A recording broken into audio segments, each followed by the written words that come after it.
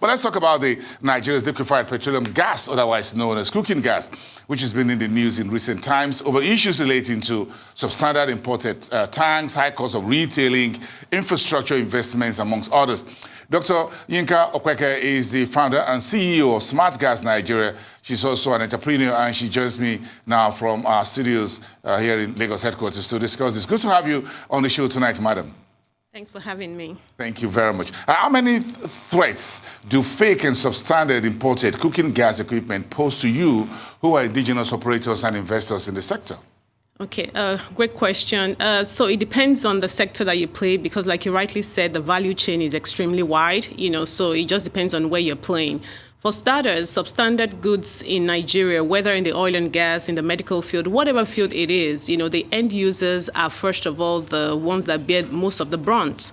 For us in Smart Gas, we manufacture our cylinders, so for sure, we are sure of safe cylinders and all that, but in terms of the importation of substandard cylinders, I think the government will still have to find ways, and measures, to be able to identify them, because like you rightly said, a lot of them are refurbished, but more importantly, home users, security is a personal thing. It starts from the home before it comes to operators like us, before it gets to the government, So I always like to tell people, for starters, you even need to know the kind of cylinders you're buying. What's the expiration date? The average cylinder is a 15-year lifespan. So if it is refurbished, do you even know where you got it from? Just because people are price sensitive sometimes, they want to go for lesser values. Well, I'm not too sure many Nigerians really care, by the way, because again, you want to buy a gas, you just go to the, as long as it's a gas tank, you just buy it. When is the expiry date? So it's a 15-year period. So usually, depending on the manufacturer, the expiry date can be at the upper part of the ring, of your cylinder, or at the lower part. Some of them, for example, they can use terms like A, B, C, D. A means the first quarter, January to March. B means April to June. C means, like that. So if, for example, your cylinder says B 2019, it means second quarter of 2019. So it's always important for home users, LPG cylinder users, to even know the expiry date of their cylinders. That's number one.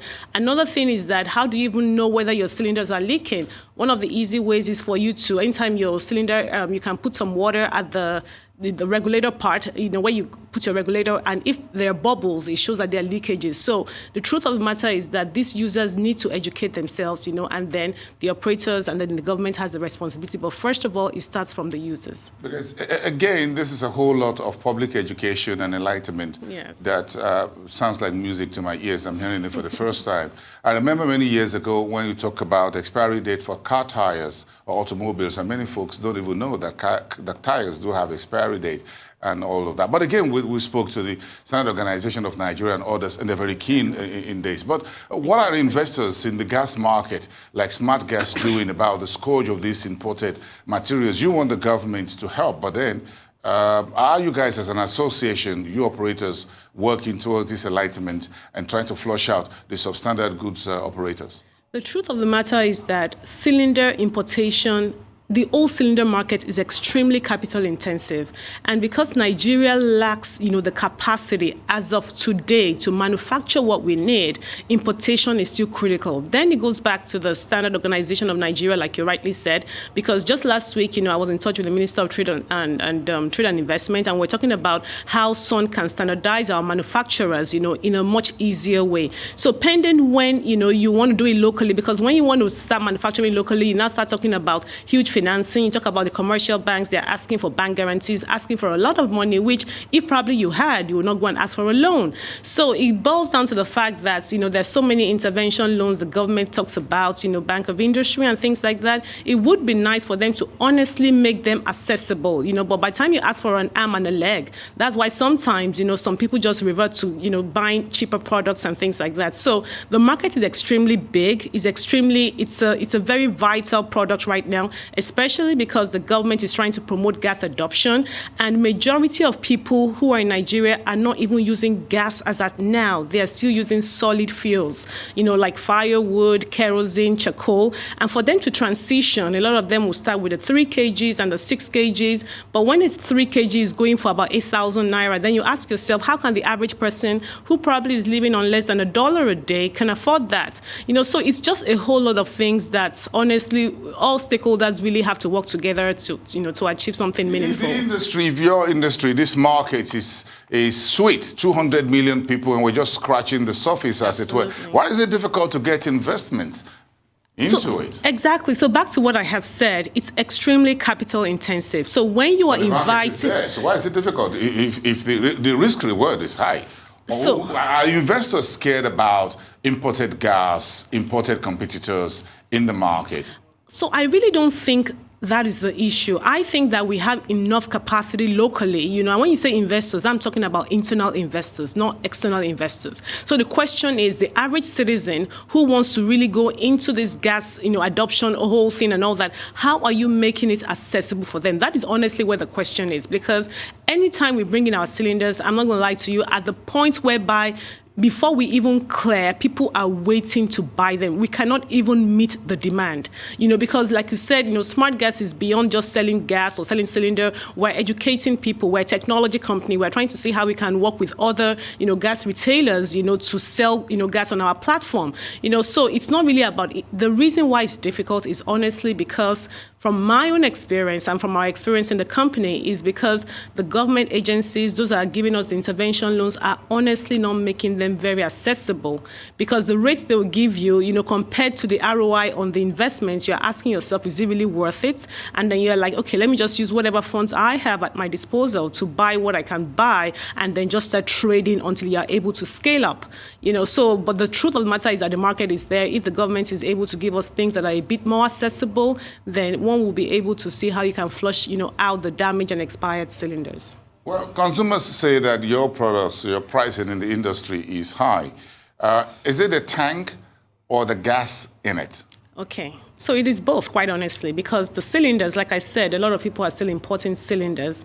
And that's because, number one, you are doing them in FX. So you then start talking about the issue of, dollar fluctuation, the naira devaluation. And then those who are producing and manufacturing the cylinders are telling you that there's high cost of steel, high cost of copper, the regulators are going high. And then the shipping lines are telling you that Nigeria is an importing country. And then the more you import, some of their containers don't come back to them, they increase their prices. For example, the first consignment that we did, I remember that a container shipped at, the freight cost was about $3,000 something.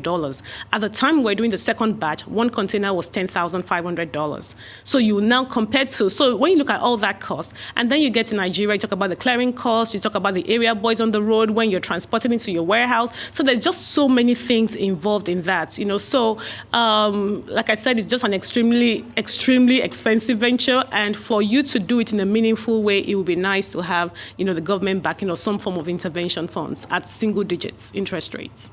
Okay, let's talk about innovations. What are you folks in the industry deploying to ease the cooking gas market? Some says, look, the gas is still just about Lagos and a few of the other cities. Yes. When you go into the hinterlands, it's still not yet there. So yes. Are you looking to expand? Where is this expansion market? Or Nigeria is still a big market, there's no need to look outside? Oh, yes, it is a big market, unscratched as it is. Based on statistics, what we have read, they said only 3.4 million families in Nigeria using cooking gas. And that is to tell you that the majority haven't started using it. However, the growth has to be in stages. For us in Smart Gas, we have this collaborative app, which we launched on the 1st of October. And what that does is that it allows, I would say in a very simple way, it's like an Amazon for gas retailers, whereby retailers can sign up on the app to sell their products. Drivers can sign up on the app. So a driver can be an Uber driver, can be a Taxify driver, can be an independent car owner, and then the clients can sign up on the app. We're live in the 36 states and in the FCT. So for example, from the comfort of your home, or even if you're abroad, you can download the app, order. Once you order, a driver that is within the delivery proximity of where you are, the person picks up the order like Uber, and then automatically also sees the nearby gas retailers around you. And then they go there, they pick the order, they fulfill it there and return it to the client. So for us, we're promoting adoption through technology because technology allows for scalability. And the good thing is that this is the first of its kind. So in a nutshell, it's kind of like an Uber for gas, yes. That's what you're doing. You That's what we're just doing. deliver to the doorstep. Absolutely, home to home. And of course, because of the onset of the COVID last year, people are kind of like comfortable with home deliveries. Yeah. So I'm at home and a friend of mine is having her wedding, you're doing Ashwebi, and then they're saying, okay. So we are kind of like used to that delivery pattern. And then people are also used to using Bolt, Uber. So it's not a new technology, it's just a collaborative one using existing technologies. That sounds very interesting. Thank you so much for your time tonight. You. Dr. Yinka Opeke, entrepreneur, founder, and CEO at Smart Gas Nigeria. See you next time.